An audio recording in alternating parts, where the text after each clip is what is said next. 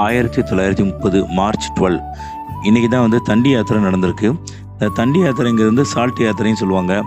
இதோட விளக்கம் என்ன அப்படின்னா, பிரிட்டிஷ் இந்தியாவில் உப்புக்கு வரி விதிச்சிருக்காங்க.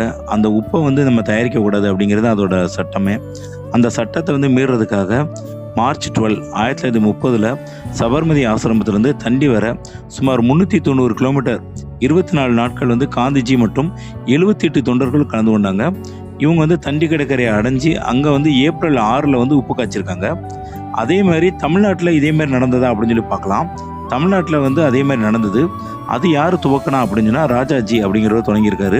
ராஜாஜி எங்கேருந்து துவங்கினார் அப்படின்னு சொன்னால் திருச்சியிலேருந்து வேதாரண்யம் வர 1930 தொடங்கின இந்த பயணமானது 150 மைல்கள், அதாவது 240 கிலோமீட்டர். இந்த இந்த வேங்கை மான், அதுக்கடுத்து சால்ட் சத்தியாகிரகம் வந்து ரொம்ப முக்கியமான போராட்டம் நடத்தியிருக்காங்க. இதில் என்ன அப்படின்னா, ஒரு பெரிய கிஸ்டி இதில் ஒன்று நடந்திருக்கு. இந்த போராட்டத்தில் மொத்தம் 98 பேர் கலந்துருக்காங்க. அதில் 24 பேர் மதுரைக்காரங்க தான். 15 பேர் வந்து திருநெல்வேலி, 12 பேர் வந்து ராம்நாடு, 11 பேர் வந்து சென்னை, 9 பேர் திருச்செங்கோடு, 9 பேர் பாம்பே, 7 பேர் தஞ்சை, 5 பேர் திருச்சி, 4 பேர் கோயம்புத்தூர், வடார்காடு, ஸ்ரீரங்கம் அப்படிங்கிற அளவு இருந்திருக்காங்க. அந்த 4 பேர் மட்டும். இப்படி பார்த்தீங்கன்னா 98 பேர் வந்து ஒரு டீம் மாதிரி செலக்ட் பண்ணி அங்கேருந்து போய் நடந்திருக்காங்க.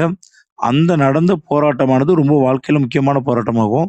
ஏன் அப்படின்னு சொன்னால், சால்ட்டுங்கிறது வந்து நம்ம இயற்கையான ஒரு படிவம். அந்த படிவத்தை வந்து கடல் நீர்லேருந்து நம்ம எடுக்கவே கூடாது அப்படின்னு ஒரு சத்தியாகிரகம் நடத்தி அதில் உப்பு வரியை முத மீறினது இந்த 2 இடங்கள்ல ரொம்ப முக்கியமான இடங்கள். நம்ம தமிழ்நாட்டில் அதிகமானவர் கலந்துக்கிட்டது எந்த ஊர் அப்படின்னு சொன்னால் மதுரை.